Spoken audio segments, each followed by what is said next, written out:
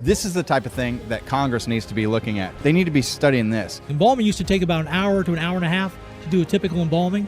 Now when they find a body that's riddled with these clots, it takes about 2.5 hours to do an embalming because they have to keep stopping and using multiple injection site points in order to pull all these clots out. Because they can't get through the clots. Right, and it is the most spectacular side effect of the vaccines. Remember, this is only one we're talking about, right? There's also myocarditis, nerve damage, miscarriages, turbo cancers. These white fibrous clots are being found in 27% of corpses. You look at that database, there's all kinds of deaths and all kinds of clotting going on and myocarditis going on and cancers that are being reported. And we believe that database is actually about underreported by a factor of about 26 to 30. You, the individual, you have wherewithal to say no, right? Do your own research. It's okay to do your own research, find out what's going on, and then make your own decision as to whether you want to take any more mRNA-based vaccines or not. I can't prove it's happening, but the data that I've collected in my surveys over the last 3 years strongly indicates that we've got a problem.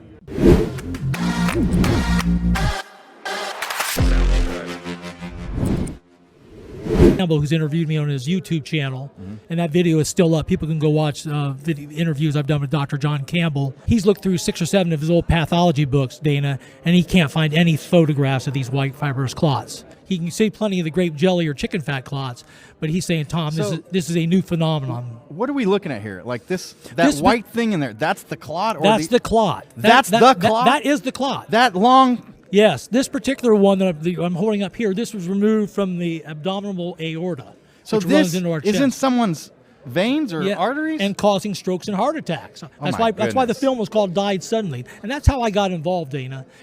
So that's not a vein. That's literally that is thing. The clot taken out of an artery. Yeah. That's crazy, man. This is one of the ones on the larger side. Most of them are this size in the smaller vial. So is that just one or is that multiples in there? This is one. That's one. One.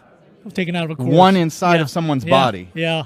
These look like these. Can I hold this? Absolutely. This looks like an alien. Like, I don't know what this looks like, man. This is freaking me out. Yeah. What we think is happening is we think that the spike protein from either the virus or the one produced by the vaccine may be interacting in an unusual way with our body's natural fibrinogen. We all have a protein in our body called fibrinogen, and it's in a liquid form in your blood plasma. Whenever there's damage, though, that's done to what's called the endothelial lining of your veins and arteries, it's a thin inner layer of cells on the inner walls of your veins and arteries. Whenever there's damage done to that, it triggers a normal clotting response. So the fibrinogen is supposed to convert into a white solid called fibrin. But what we think is happening instead from the scientists we're working with is that instead it's combining with the spike protein to form this bizarre polymer instead. Wow. And we think that the lipid nanoparticle almost also may be getting involved in the process as well. Who's studying this stuff? Scientists around the world. Unfortunately, they're working with universities, and the people at the universities do not want to be mentioned by name because they're afraid if they talk about it, then they can lose their grants and funding. Well, hopefully there's, with a new sheriff in town, that's going to change. Yeah. So what I did is I watched that movie Died Suddenly. It premiered in November of 2022, the week of Thanksgiving. And that movie, you can still find it on Rumble. It's about an hour-long documentary. And these 6 or 7 embalmers in that film said they were seeing these unusual white fibrous clots. Well, I wasn't sure whether they were a bunch of kooks or not. So the next day after I watched the movie, I watched it the night it premiered. I got up the very next day and I called the Ohio Embalmers Association. They're in Cincinnati, Ohio, about an hour south of where I live in Dayton. And I talked to their now president, Mr. Woody Wilson. And Woody told me, Tom, I'm seeing the white fibrous clots too. So there I said, wow, now I have an official officer, the president of the Ohio Embalmers Association, corroborating these 6 or 7 embalmers. Are they tracking out of these corpses the people that got the vaccine? Is there a correlation between the vaccine? We don't know for sure because most embalmers never get a chance to ask that question. Because their job is they're in the back room preparing the body for a showing, an open casket funeral, then the lid's closed and the person's buried. There are a lot of funeral directors like Mr. Woody Wilson himself. He's a funeral director and an embalmer, does his own embalming. And some of the embalmers that I talked to who are also funeral directors, they do get a chance to talk to the family. And when they find the clots, they'll ask the person, hey, did your loved one take the COVID-19 vaccine? And they tell me that 100% of the time, without fail, the answer is yes. Again, that's anecdotal. Do they ask them which brand it is? They may have, but we believe, So if I may. Yes. This is the type of thing that Congress needs to be looking at. Instead of sending money to drag shows in foreign countries and doing a new Sesame Street and just all this government fraud that Elon is finding, they need to be studying this. And they need to be having anybody that's found with this, they need to track to determine the correlation between that and the vaccine or that and the disease. And what I've done every year that I've had the embalmer survey done, all 3 years, I've sent the results to the FDA, CDC, and NIH. Dana, crickets. Nothing from them back in the 3 years I've done the survey. They won't contact me. They won't even do any. And why aren't they doing their own surveys? I'm a retired Air Force guy. I shouldn't have to do this, right? Right. The FDA, the CDC should be looking at. In addition to them, funeral director associations around the country, because it's the length in the process it takes to do an embalming. Embalming used to take about an hour to an hour and a half to do a typical embalming. Now when they find a body that's riddled with these clots, it takes about 2.5 hours to do an embalming because they have to keep stopping and using multiple injection site points in order to pull all these clots out. Because they can't get through the clots. Right, to get the formaldehyde in all the appendages. Holy cow. Yeah. So what's interesting is we also know this is happening in the living as well, Dana, because I've been in touch with a endovascular specialist and cardiologist in Jacksonville, Florida, who's been pulling these same white fibrous clots out of living people for the last 4 years. There's also a doctor in the UK. His name is Dr. Philip McMillan. He has a YouTube channel. He's also found his own cath lab whistleblower. A catheterization lab, a cath lab, is where living people go to get clots removed. Yeah. And up until 2020, it was the grape jelly clots and the chicken fat clots, the easier ones to remove. Now these vascular surgeons, endovascular specialists, and cardiologists are having to remove these white fibrous clots from their patients. And it's much tougher, because the first thing the person does when they come into their lab is they give clot-busting drugs like tissue plasminogen activator. It's called TPA. And that does a great job on breaking down the grape jelly clots and the chicken fat clots, but it doesn't touch these white fibrous clots. So then they have to go in flexible catheters that either scrape the clot out, suck it out, or lasso the clot and pull it out. Where did this one come from? Like, what part of the body? This one came out of the abdominal aorta, one of the largest vessels in your body. It goes kind of straight down your trunk here. So that's why it's so wide and thick. Because the most of blood weigh? Is it light or is it like heavy or? They're usually actually fairly light, but they're rubbery. They're elastic. The embalmers describe them when they have them in their hands. They say they look like calamari and they feel like a rubber band. They can actually stretch a little bit without breaking and then come back to shape again. So, holy cow! Yeah, that's why and the scientific tests have been done to show that the clots are not made of, like I said, of usual blood components like potassium, magnesium, and iron. That's why they don't have a red color. Regular blood. Mm-hmm. Iron's what gives blood its red color. These instead have large amounts of phosphorus in them, which is interesting because one of the components of the COVID vaccines is phosphorus. There are phosphates in the COVID vaccine. Really? And there's also phosphorus in our body as well. You think it's the vaccine that's turning into this thing, or? Well, like I said, I think it's a spike protein problem, regardless of where the spike protein comes from, whether it comes from the virus or from the vaccine. That's personal opinion. It hasn't been proven yet, but the evidence I've gotten from my 3 surveys is pretty overwhelming that there's an issue here. So there's multiples throughout the body on people. They're not just like having a seed and it just grows and it's... They're finding them everywhere. Some bodies are riddled with the clots. Others just have a few in them. Some of them don't even have. It has another effect. Embalmers call coffee grounds. As they're draining the blood off the corpse and trying to get the formaldehyde in, they'll see what looks like coffee grounds in the drainage coming off the corpse in the blood. And that's an indication of another phenomenon called microclotting that occurs at the capillary level, the very small blood vessels in our body. And that can be just as dangerous as the fibers because it can block the exchange of oxygen at the lungs and then the carrying that oxygen to all the major organs of the body, including your brain and your eyes, have very... They need to be tracking the cause of death of all these people. Well, and people are dying suddenly with strokes and heart attacks. People are also getting brain fog. If you've got something like this in your brain or in your heart... So I tell people, if you start to feel symptoms like unusual fatigue, tightness in your chest, shortness of breath, brain fog, did you get the vaccine? Vision problems. I did not. No, I didn't either. No, because I did research. My Our own parents CDC did. wasn't putting out good information, but the UK was. They were putting early in the fall of 2021. They had a document out that showed there were hundreds of thousands of breakthrough cases of COVID amongst the fully vaccinated by the early fall of 2021. So at the same time here in America, they were telling us this is a pandemic of the unvaccinated. So they were lying to us here. Right. While in other places, they like I said, their version of the CDC over in the UK was admitting that the fully vaccinated were transmitting the disease just as quickly as the unvaccinated. Do they do blood tests and see if people are low in potassium?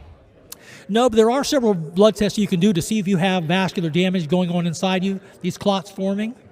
One test that can be done is a common test called a D-dimer test that tests for clotting. There's another test called VEGF, which tests for damage to the endothelial lining that we talked about earlier of your blood vessels. And a third one called a CD40 ligand test, which tests for platelet activation, because your platelet counts can get really off if you've got this clotting going on inside you.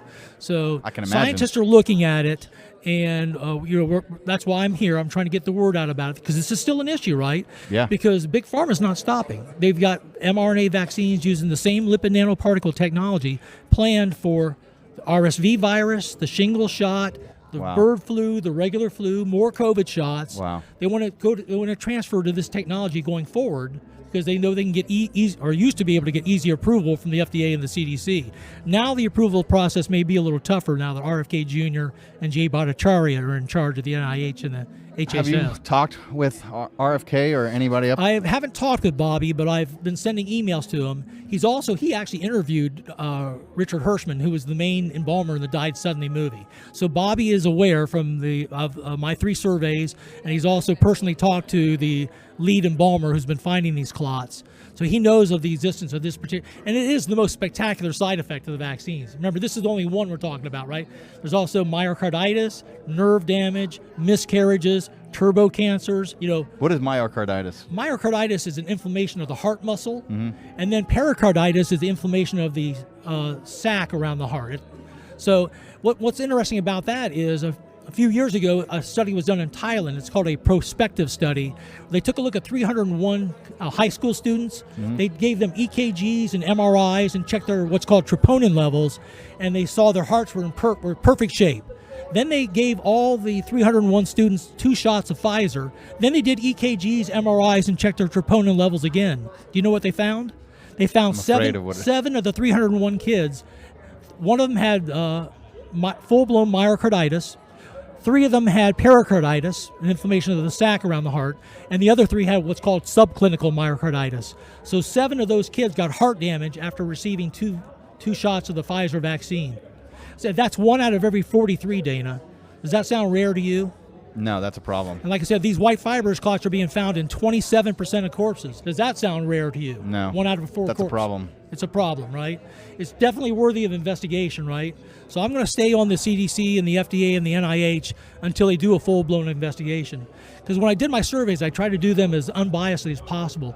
When I did the embalmer surveys, for example, all 3 of them, I never mentioned the words COVID or COVID vaccine anywhere in the questions of my survey. I didn't want to leave the witness. Yep. I only asked them, what are you seeing?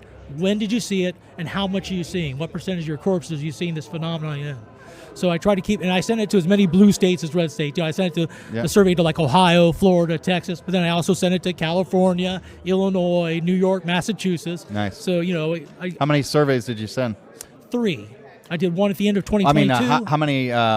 How many responses? I got 301 to my latest survey. And one of the interesting things about it is my best performer from the year prior to that, my 2023 survey, was the Pennsylvania Funeral Directors Association. In just 2 days, I got 125 responses from embalmers through the state of Pennsylvania alone, because they sent out my survey to their membership to take. This year, however, they declined to take my survey. Why?